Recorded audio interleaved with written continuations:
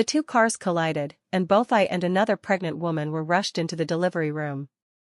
This patient's amniotic fluid has already broken, she urgently needs resuscitation. Quickly find her family to sign the consent. Just as I was about to be pushed into the operating room, I hurriedly said, "My husband is very busy, I can sign the consent myself." Before I finished speaking, the other pregnant woman's husband rushed over. "Save her first, her condition is more serious, she has heart disease." His face was nervously covered in blood, but I still recognized him. "Henry, you are clearly my husband, you are my husband. I am Henry, an obstetrician at the Central Hospital. You should trust my professional judgment." I reached out to touch him, but he slapped my hand away. "But this woman's water has already broken," Henry glanced over. "She won't die. I'm her husband, I can sign the waiver." The car accident happened suddenly, and the hospital's doctors were unevenly assigned. So this surgery opportunity was rare, and it was originally mine. Because my husband is an authority in gynecology at the Central Hospital, everyone trusted his professional judgment and postponed my surgery. When the hospital bed was pushed away, Henry didn't even glance at me. His hand held Lulu tightly, revealing all his tenderness. "It's okay. Once the application is approved, I'll personally perform your surgery.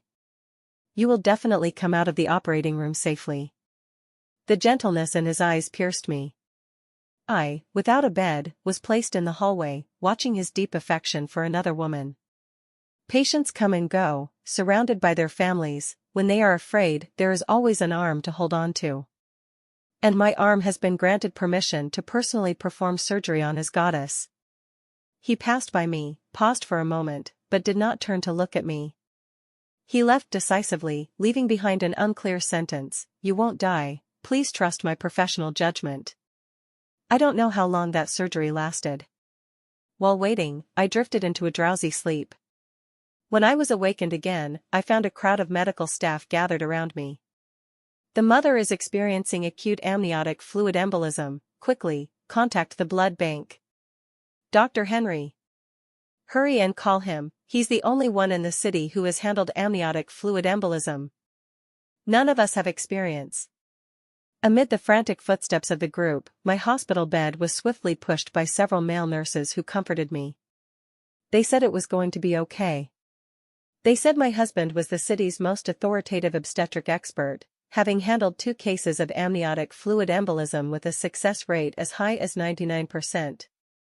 I was pushed into the operating room, the white lights shining down directly, and everyone, in their anxious rush, reported my vital signs with a hint of calm. "No. The blood oxygen is dropping too fast, the patient can't hold on much longer." "Where is Dr. Henry?" My attending physician was a bit frantic, his hand holding mine ice cold. The nurse beside him said nervously, "Dr. Henry left right after finishing Lulu's surgery. He said Lulu woke up wanting porridge, and he wanted to make it himself." "Call him." Called, but no answer. "The baby." "The baby has stopped breathing too, this mother has no signs of survival left, she's about to go." My attending physician held my hand firmly and told me, "You've been assigned to me, and I won't give up easily. You mustn't give up on yourself either. Notify pediatrics to join the resuscitation, we must do everything we can to save both the mother and the child." "Okay." I blinked silently. There are still people in this world who want me to live, so I have to fight to stay alive. The other interns were still trying hard to contact Henry. My attending physician, along with several authoritative doctors from the hospital, began a race against time to save me. I saw bags of plasma being brought over, emptied, and replaced. Watching the doctors sweat profusely yet not daring to relax for a moment, a sharp ache welled up in my chest. At that moment, an intern excitedly held up my phone and said, "Dr. Henry took the initiative to call the mother, we've got through." On speakerphone, everyone in the operating room could hear Henry's voice. He shouted impatiently and angrily on the other end of the phone, "Mona, where did you put your maternity bag? Anyway, you're not going to give birth anytime soon, so I'll take it for Lulu to use for a bit." I saw my attending physician frown, his expression darkening as he handed the tools in his hand to the senior doctor beside him. He then walked over to the intern, picking up the sterilized, wrapped phone. "Dr. Henry, your wife is currently undergoing emergency treatment for acute amniotic fluid embolism. You have experience in this area. Please come to the hospital quickly to assist us in saving your wife." Beep beep beep, the call was abruptly disconnected. No way. Is he crazy? Not rushing to save his own wife, but preparing a maternity bag for someone else's wife. The voice was loud and clear, and I couldn't help but laugh. And he calls himself an authority? Authority my foot, he's just a complete scumbag. The attending physician also realized that his words would affect me and quickly apologized. In my anesthetized state, I struggled to signal with my eyes that it was okay.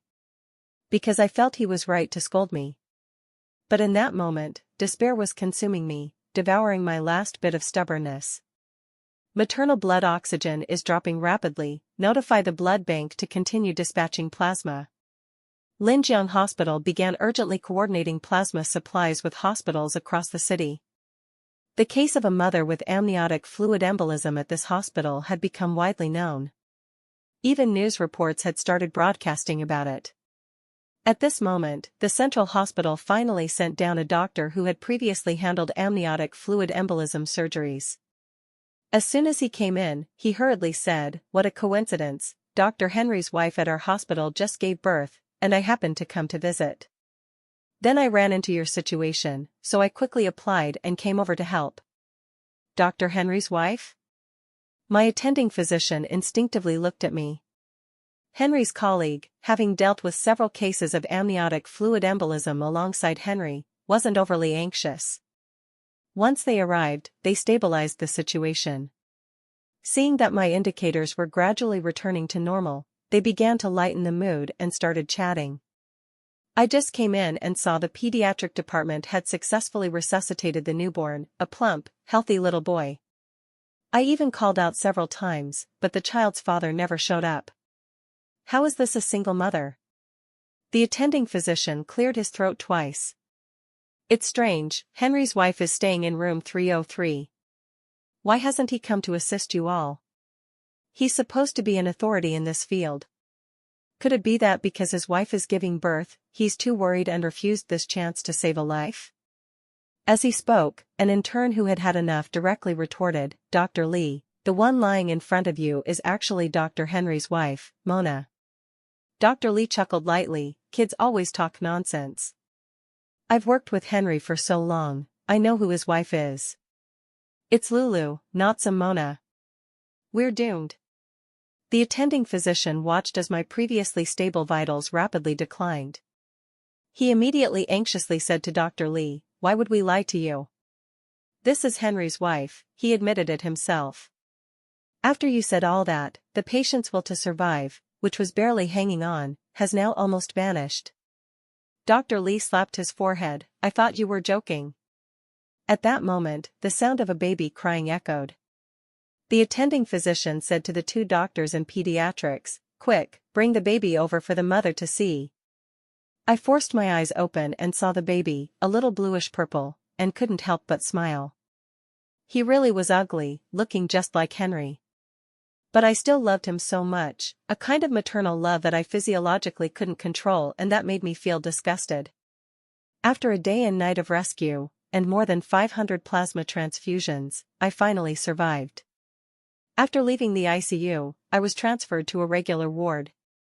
The nanny we had hired earlier arrived early after receiving the notice. I saw her looking a bit awkward, and when I noticed the used diaper in her hand, I immediately understood. "Madam, this gentleman insisted that I take care of Lulu first, so I really couldn't refuse." I was about to reply when Henry's voice came from outside the door. "Aunt Wen, hurry up, the baby has spit up again, and Lulu doesn't have the strength to hold him." He pushed open the hospital room door and clearly froze for a moment. Locking eyes, he said with a somewhat indifferent tone, "The son is still in the incubator, so Aunt Wen isn't needed for now. Let Lulu use her for a bit, I guess you don't mind.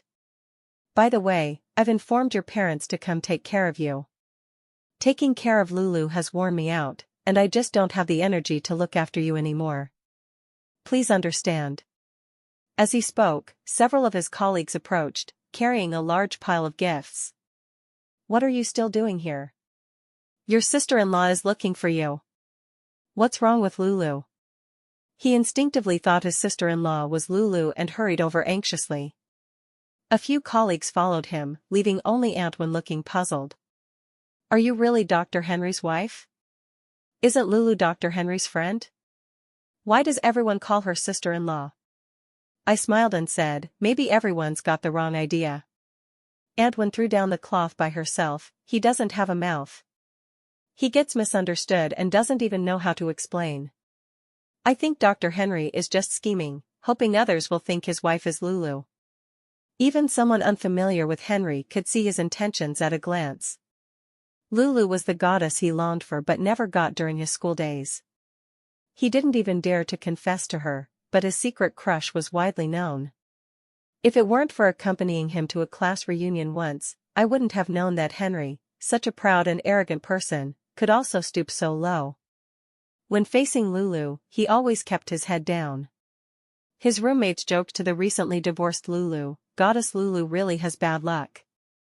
If you had accepted Henry's confession back then, wouldn't you be the wife of Henry, the authoritative doctor at Central Hospital? No one else would stand a chance. And there I was, sitting beside him while he ate his steak. All his classmates disliked me, seeing me as the third wheel between Henry and Lulu. They believed that if it weren't for me, their goddess would at least have someone to call her own. Even Henry thought the same. Since the reunion, he started giving me the cold shoulder, using work as an excuse to come home only once a week, even refusing to accompany me to prenatal checkups. Yet he frequently appeared on Lulu's social media, becoming the good man in her stories. When others misunderstood their relationship, Lulu would just smile it off, neither explaining nor denying, fully accepting it. Henry was the same way. He savored the fact that people believed his wife was the dazzling and charming Lulu. We argued about this once. He said the innocent have nothing to prove and there was no need to justify false accusations, asking me to respect his right to choose his friends. When it came to Lulu, he was never confident enough, so the moment Lulu showed him a bit of affection, he would rush forward like a mad dog. As for me, he always believed he was my best choice. Before I had children, I couldn't live without him. Now that I have kids, I need him even more. Because of this, he became increasingly reckless. But he forgot that I'm different. I won't always be a dog, forever eating shit. Lulu's hospital room was right next to mine, and many people came to visit her one after another, Henry's colleagues, classmates, and even Dr. Lee, who had been involved in the rescue that day. "Henry, what you're doing is disgusting. Your wife isn't Lulu, and you don't even bother to explain, causing so many of us colleagues to misunderstand for so long. And every day you're calling me sister-in-law. Do you know how much face I lost when I was saving your wife that day?" Dr. Lee really seemed angry. His voice was so clear it could be heard through the wall. After a long pause, Henry said, "Didn't I tell you to call her Lulu? It was you who insisted on calling her sister-in-law. You wouldn't just say she's your classmate. And your wife just barely survived an amniotic fluid embolism, yet here you are taking care of Lulu and not even checking on her? Aren't you afraid your wife will run off?" He said this as he tried to push open my hospital room door to get Henry in. But Henry slammed it shut hard. "Afraid? I'd rather she run off. She was the one who clung to me, chasing me relentlessly. After being the backup for so many years, she finally made it. How could she possibly run away? And now that she's pregnant, she definitely won't." He even sneered as he spoke, "She's not like Lulu.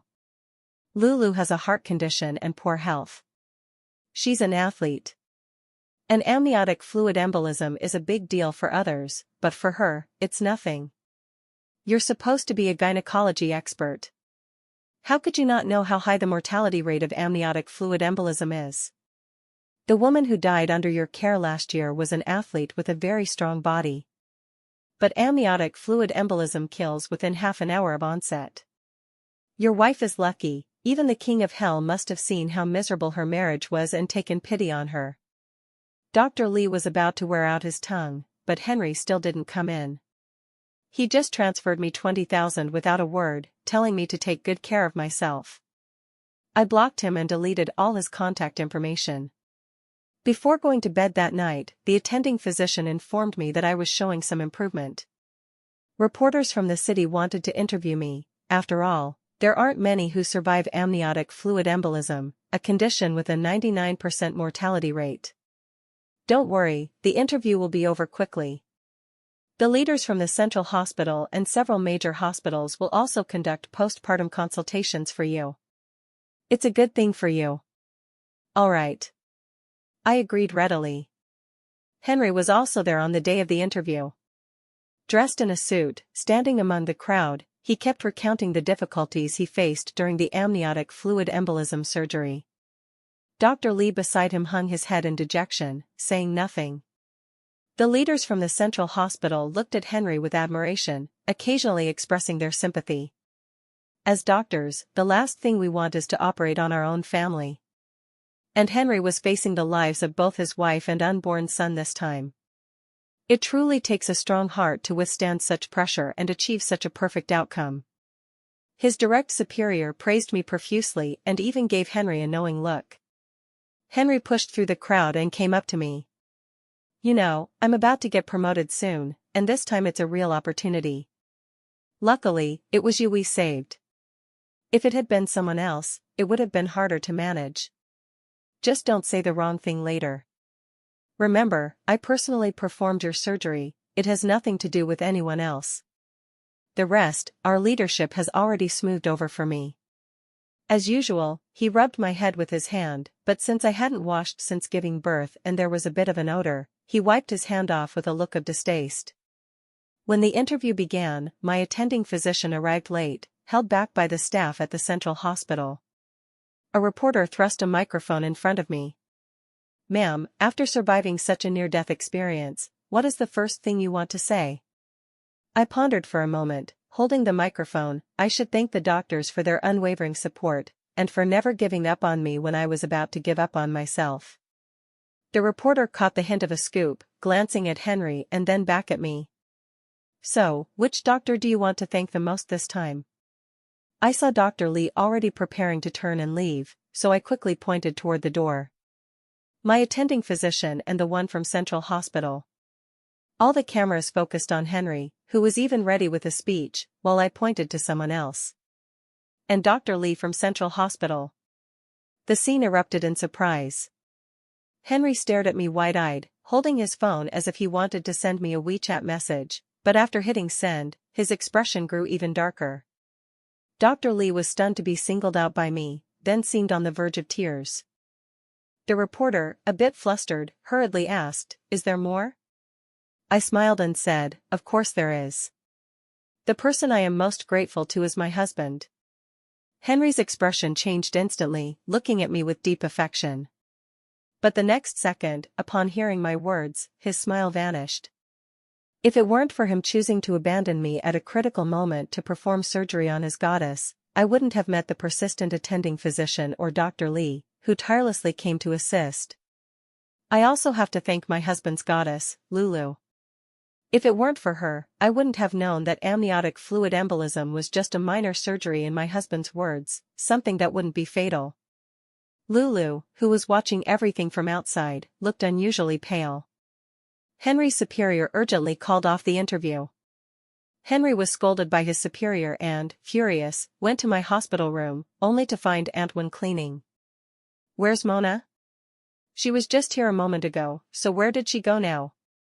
Antwin said irritably. The lady's parents had already arranged a private postpartum care center for her and just took her there. She went by herself. After what she did to Lulu, she should at least have taken Lulu along. He called me, only to find that all his contact methods had been blocked. So he called my parents instead. My parents divorced when I was little and hardly ever took care of me growing up. The only time they really got involved was when I was desperately chasing after Henry. Back then, my dad was Henry's professor, and seeing how hard I was trying, he helped create an opportunity for me. But my dad always acted like he didn't really like me. Henry asked me about it once, and I told him the truth. My dad favored boys over girls and never liked me from the moment I was born. Henry pondered this quietly. After we got married, my dad was very good to Henry, almost using all his resources to help him. Sometimes when Henry got drunk, he would even mock me. "Mona, you really are a poor thing, unloved by both your father and mother. Your dad is definitely biased towards sons, he'd rather care for me than you." Honestly, that's what I believed at the time. After all, ever since I got married, my dad started contacting me a lot more. He would always praise Henry in front of me, saying how outstanding he was, and that whenever Henry needed something, he would rush to help faster than anyone else. This attitude made Henry act as if he were their own biological son. Whenever he called, he would boss me around. "Dad, Mona has gone too far. You heard what she said during her live stream, right? It really damages my reputation with my classmates. I heard that you and Mom took her to a private postpartum care center. My classmate just gave birth too, and you used your connections to get her in as well. As for the money, let Mona pay you," my dad said, sitting beside me. He already knew everything about my rescue. "Henry, you don't really think you're my son, do you?" The opening line left Henry completely baffled. My dad sneered coldly. "Even though Mona and I are divorced and we've both been busy these years, failing to take good care of her, that doesn't mean some outsider can take the place of my daughter in my heart." I took a sip of soup, and my mom quickly handed me a dessert after the meal. "Your favorite coconut flavor. Your dad specially instructed the kitchen to make it just for you." I ate it through my tears. Seeing my dad stand up, furious, he said to Henry on the other end of the phone, "Mona's mom and I are kind to you because we want you to be good to Mona. It's not because I like boys that I'm nice to you. So what if you're a boy? You're not even my biological child, and I'm not stupid." My dad angrily hung up the phone. "Back then, I don't know what was wrong with you, insisting on being with Henry. How's that working out now?" my mom shot back at him. "Our daughter is suffering, and you're just fanning the flames." Luckily, she was saved this time. If anything had happened, I'd make sure Henry pays for it. They went back and forth, and I watched the child fall into deep thought. At that moment, my dad said to me, "Once you recover, get a divorce. You can't be with someone like that." "I already did," I said. My parents were both shocked, looking at me as if they couldn't believe it. "It happened last month. Henry forced me to do it." At that time, I went for a prenatal checkup by myself and ran into him and Lulu. He was cradling Lulu's belly like a precious treasure, analyzing the ultrasound for her, and even told her the baby was a girl, very cute. Meanwhile, I was holding my test report, arguing firmly with the woman who cut in line. I was almost pushed over, and Henry just brushed past me. But Lulu saw me. That night, she sent me a message. It contained the chat records between Henry and her. It turned out that since the class reunion, they had been in frequent contact. Whenever Henry was on night shift and not by my side, he would video call her. In Henry's words, I was like a stubborn glue. He didn't really like me, but he had to be responsible for me. He said sometimes he really wanted to divorce me, but I refused to leave no matter what, loving him to death. "She's not as good as you, not in any way. Sometimes I really regret not waiting for you. If I divorce her, do we still have a chance? Really? Do you truly like me? Don't worry, even though this child isn't mine, I will treat her well. I won't miss any of your prenatal checkups. Lulu said she doesn't want to break us apart, she just wants to give the child in her belly a father, even if it's just a godfather. She told me not to be too jealous, or Henry would be under too much psychological pressure." I showed Henry, but he broke down. "If you can't accept my friendship with Lulu, if you can't accept an innocent child, then let's get a divorce." Fine. I, heavily pregnant, was going to get a divorce. The staff initially refused, but seeing my determined attitude, they still helped us with the paperwork, reminding us that the cooling-off period would end in a month before the process could be officially completed. Hearing this, Henry looked at me and said, "You better not regret this." I admit that every day after getting the paperwork, I was filled with regret. I was afraid I couldn't raise the child on my own, afraid that my parents would like Henry more and not stand by my side. Most importantly, he was the person I had been desperately searching for all those years, and I was still somewhat unwilling to let go. But this time all that unwillingness was shattered. Thinking about how the child and I almost died at Henry's hands, I truly couldn't feel any affection. There are only 2 days left in the cooling-off period. I'll go through with the paperwork then. My parents held my hand tenderly. On the day of the divorce proceedings, my childhood friend and several close girlfriends traveled a long way, carrying a huge pile of electronic firecrackers. The entrance of the Civil Affairs Bureau was filled with flowers and firecrackers, giving the impression that I was there to get married. Henry appeared before me, holding Lulu's child and holding Lulu's hand, his face still wearing the proud smile of a winner. "Don't play games with me. There's no way I'm getting back together with you. I brought Lulu here today to get married. Move aside, we're in a hurry." My best friend raised a megaphone and shouted inside, "Everyone, make way. The honorable cheater and his honorable mistress are here to register their marriage." How unlucky. Clear the way. My childhood friend even unfurled a banner, "Congratulations to my best friend for successfully escaping an old man and finding someone new." After I married Henry back then, I really wanted him to fit into my circle of friends, to bring him into our group. But every time, he would criticize my friends, saying they were just too immature and that he couldn't get along with them. Later on, even when I went to meet them myself, he would have to call me back repeatedly. He said he was afraid I would pick up bad habits from them.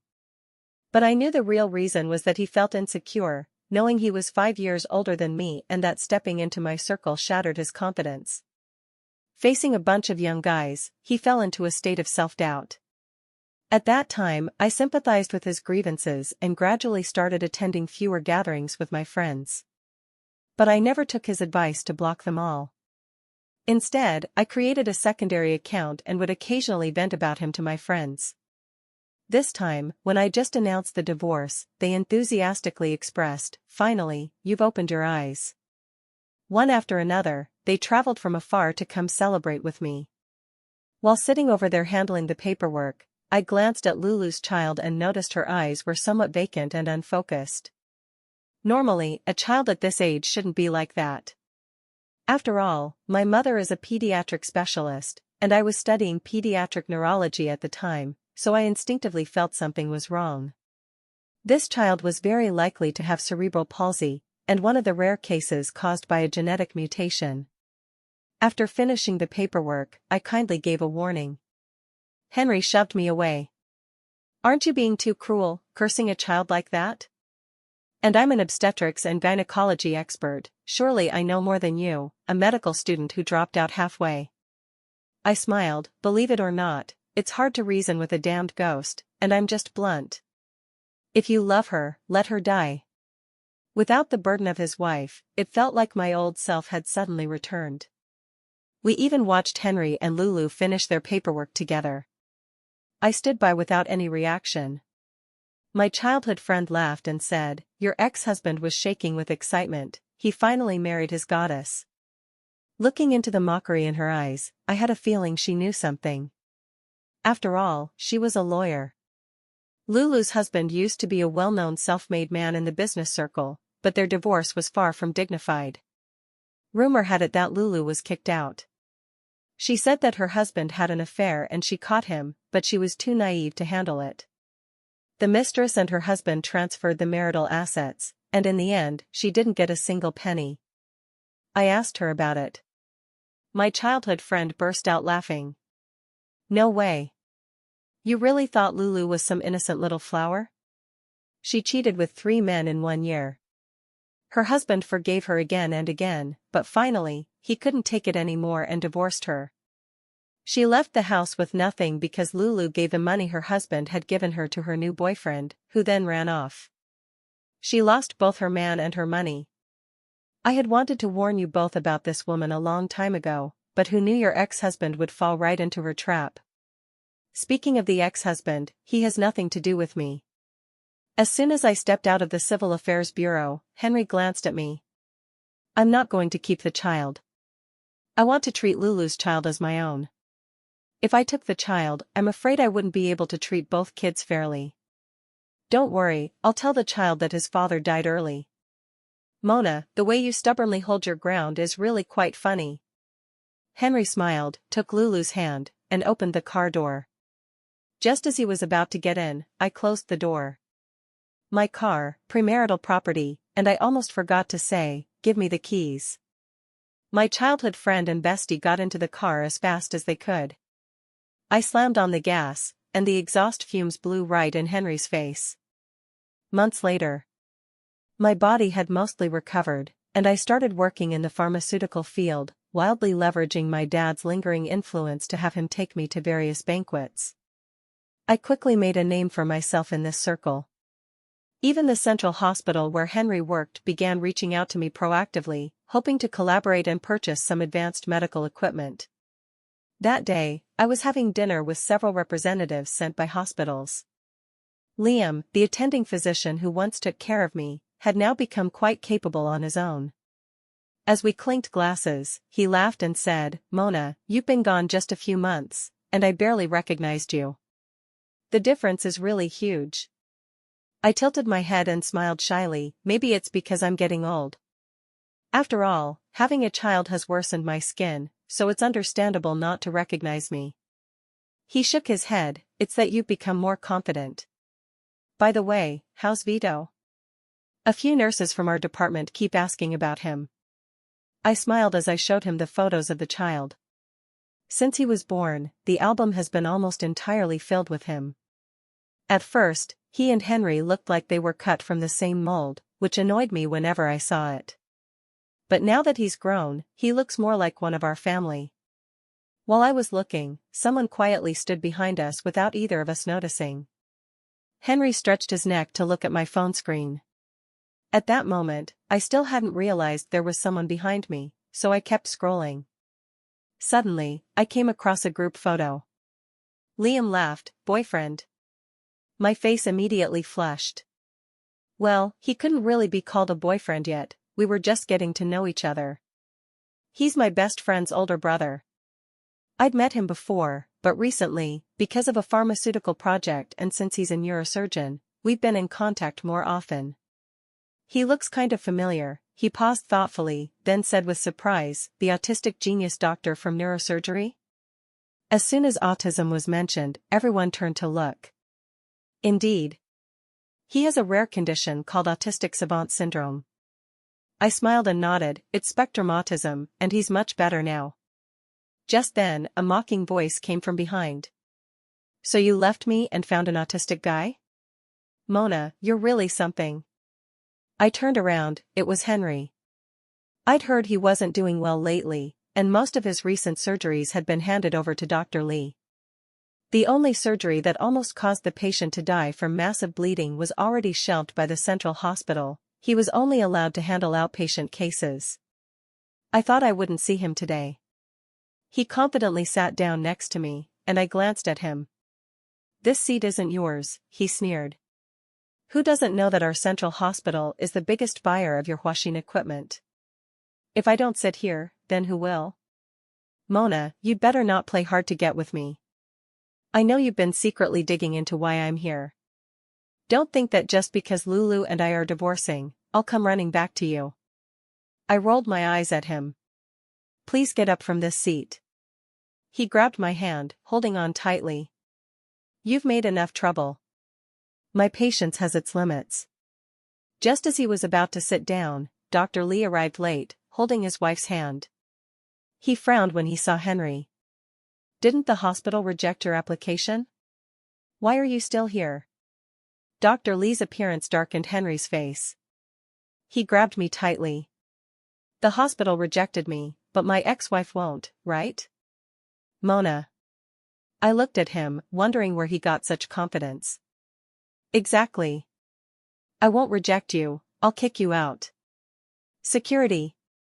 As the guards pulled him away, he stared at me in disbelief the whole time. Mona, you'll regret this. I ignored him. After taking my seat, Lee's wife quickly handed me a business card. Mona, thank you for your father's kind words to my husband, Dr. Lee, which gave him so many opportunities. I work in beauty services, you're welcome to come anytime, free of charge. I accepted it with a smile, only now realizing that my father had spoken on his behalf.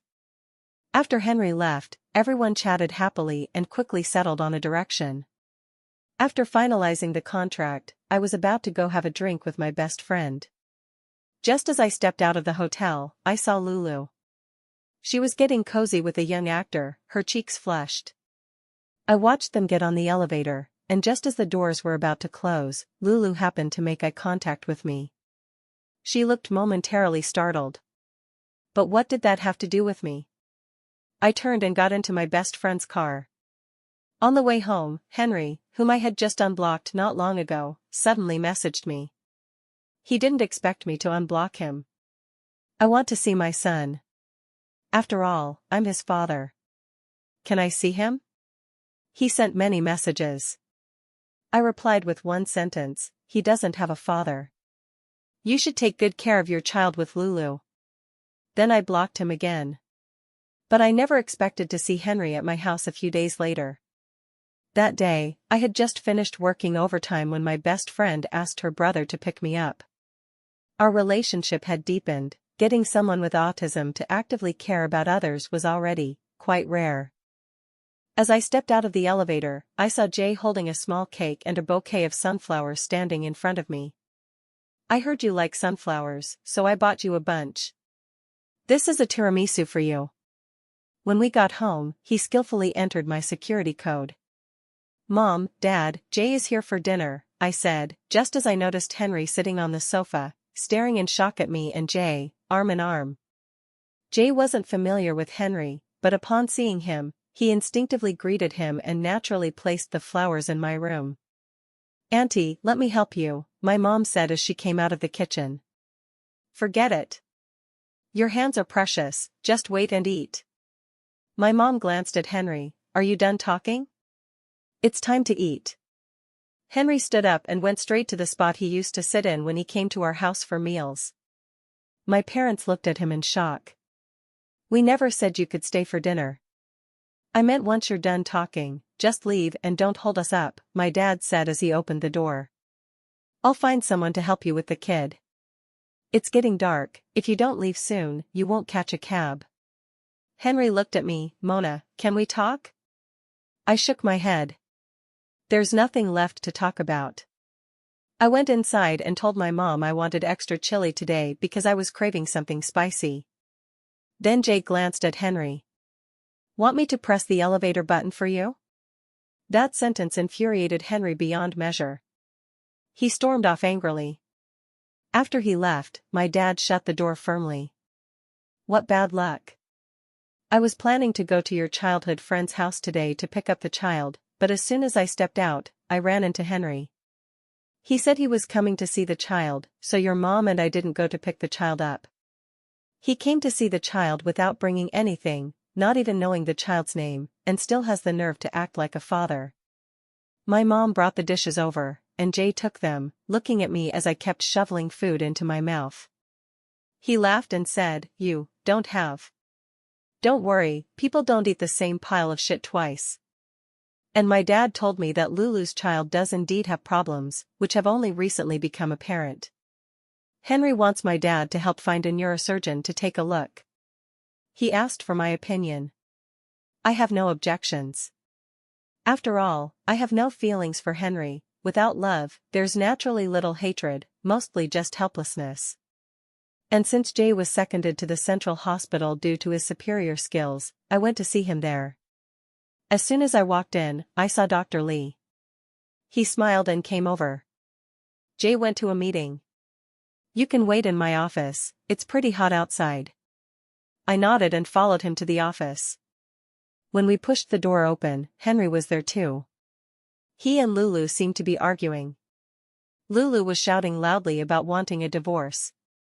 Henry pointed at her. Think it through. If you get a divorce, Mona will be waiting for me with the child. Lulu let out a snort of laughter.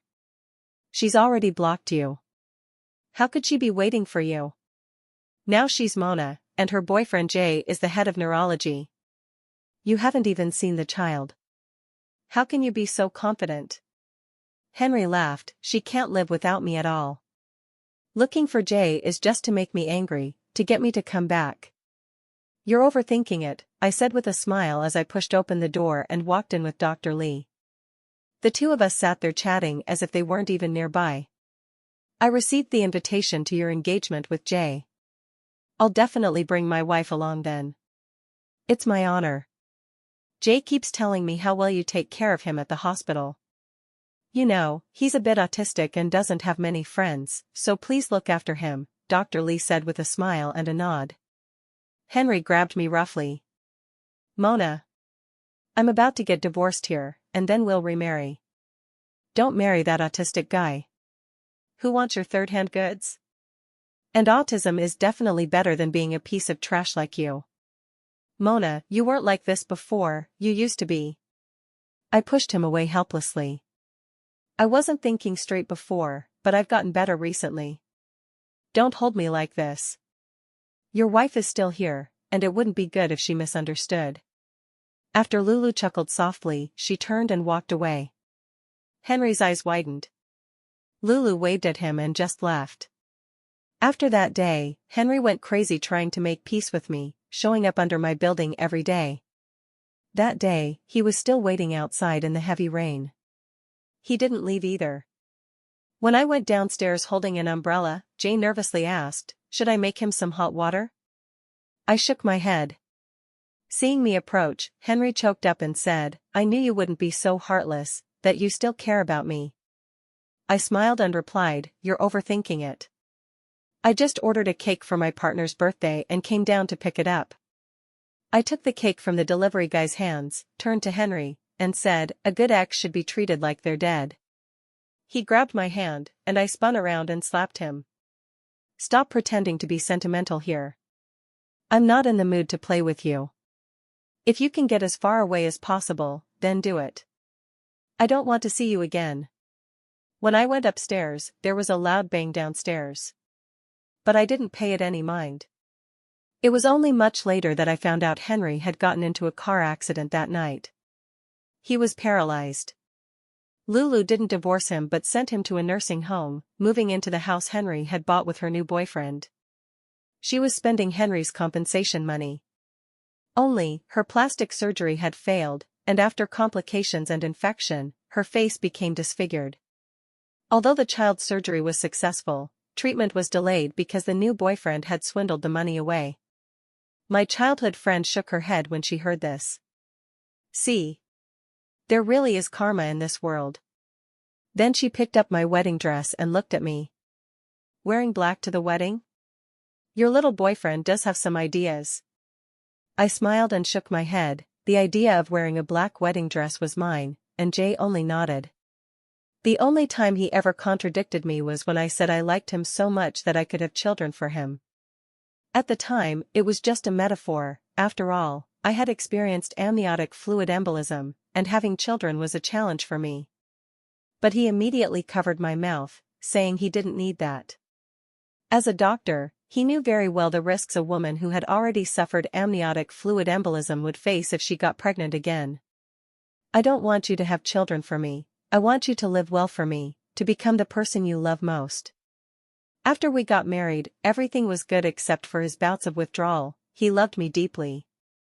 Despite all the hardships, I still welcomed my rebirth. The past was beyond my control, but the future was still full of hope.